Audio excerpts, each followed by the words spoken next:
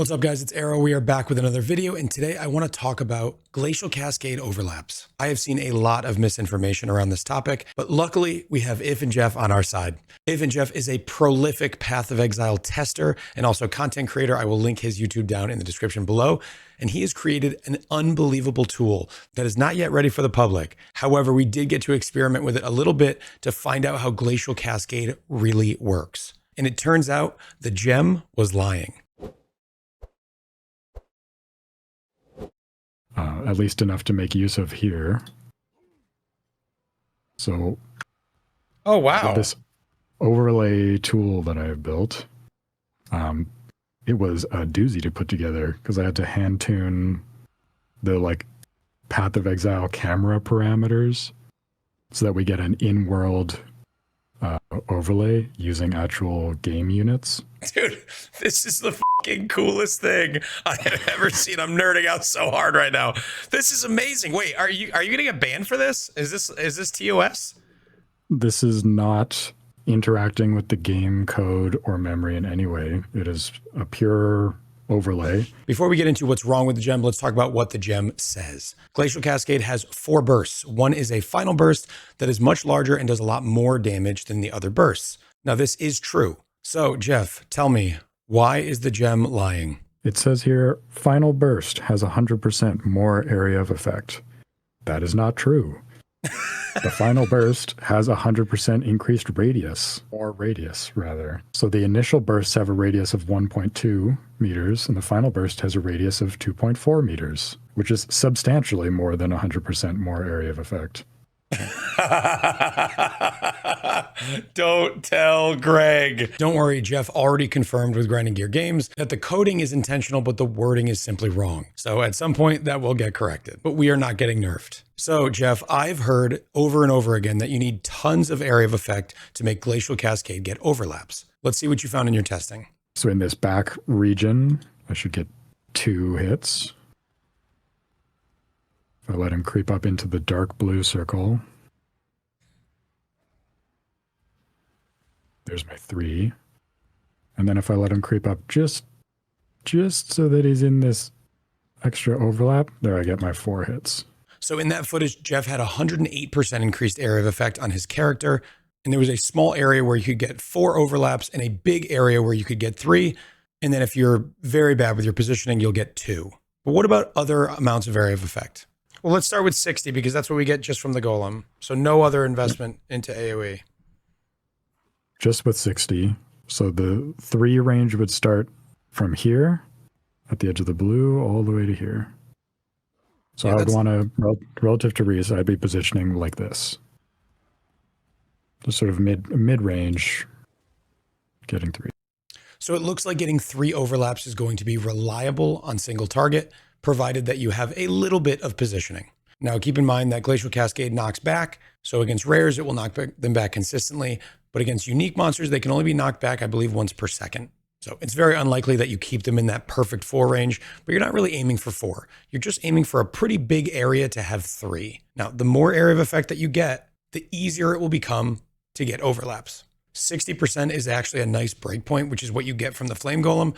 After that, I'd say 100 to 120 becomes the next really big difference maker, as there's a bit of a danger where when a monster gets too close to you, you go from 4 overlaps to 2 overlaps. This is documented in one of the most impressive visual spreadsheets I've ever seen, made by If and Jeff.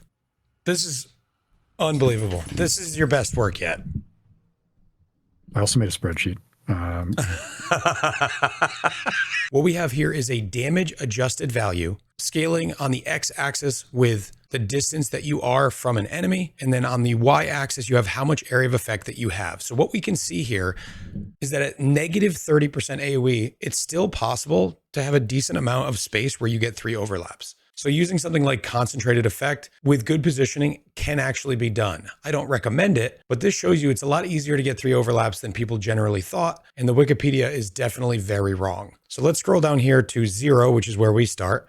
And you can see the width of your maximum damage overlap at this point. It is 3 hits, and it is from here to here. At 1% AoE, it becomes technically possible to get a 4th overlap. Now, it's not very likely, basically going to be a pixel perfect positioning, but it starts to become available at 1%. So then let's scroll down here to 60%. This is where we're going to be with the Golem. It's really around 56% without any quality. So you can see there's a breakpoint here at 57 that it gets wider. This is the amount of space that you have in front of you where you can aim and miss and still get 4 overlaps. This bright green here is 4 overlaps. As you go down further and further, these lines get wider and wider, including the 3 overlap on each side, which is very important. Let's look at, say, 126% AoE. You now have 0.4 meters of space closer to you where you can be a little bit off with hits that you're trying to get 4 overlaps on, or if it's a little bit too close, you'll still get 3 overlaps. However, once you go into this red area, you see this is 2. That's where this is damage adjusted. This is 2 hits, but those are each going to be smaller hits. So these will be the first 2 initial bursts that you have access to, and those are much, much lower damage. As soon as you get the 3rd hit here, that includes the final burst. Final burst is more damage, so this is going to be more than double, almost triple the amount of damage, going from 1.6 meters away to 1.7. Now, this is not to scare you off to say that you have to be super, super precise, but what this does say is more AoE is going to equal more overlaps. If you come up here to say 37% AoE, if you are a little bit too close to the enemy, you'll go from 4 overlaps with the big hit to about 30% of your damage if you are at 2.4 meters. So you'll never be at this point. The Flame Golem will always have you up over 60, but this goes to show how important it is to get area of effect on this skill and how much easier it becomes to play with some investment into AoE. Investment into AoE also helps your clear, helps your explosions, but it directly impacts how often you're going to be getting 4 overlaps on single target. And once you get over 100%, it becomes very easy to get 4 overlaps. Something that we didn't think was possible before without crazy investment. On the Wikipedia, it says you need 150% AoE. As you can see here, 151 has this incredibly wide band where it is basically impossible, unless you are right on top of the enemy, to get less than 3 hits. So from 5 meters to 1.5, that is a huge area. So you can go back in this video and look at the size of the circles. It is pretty easy to get that overlap. So one more thought about Glacial Cascade of the Fisher versus basic Glacial Cascade. Arrow, take it away. This is why I always tell people, if you want to play Fisher, use mines. Two reasons, and now I can articulate the second one even better. The first reason being it's just a smaller AoE that covers like a thinner line. But now it's obvious to me why it's decent damage on a mine. You don't have to position very accurately in order to get 3 overlaps. Okay, so that is going to be it from me. We are 1 day away from the big day. Tomorrow is launch day. I am so excited. I'll be live for a 24-hour stream. So make sure that you stop by. I'll be live a couple hours before launch, doing a podcast with Alcohol and Homicide as always. And then we're going to be building our loot filter and things like that. So make sure you stop by, drop that Twitch Prime, and I will see you over there. So thank you so much for watching. And as always, take care.